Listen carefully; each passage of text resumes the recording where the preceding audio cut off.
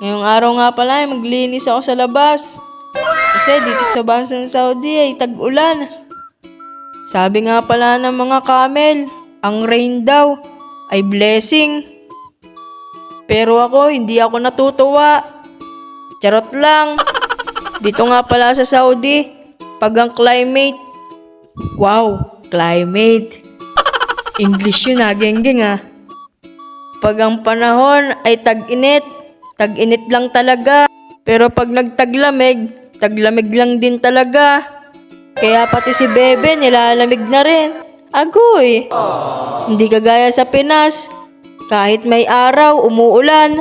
Tapos sasabihin ng mga tao, may kinakasal na tipaklong. Dito kaya sa Saudi, ano kayang tawag dun?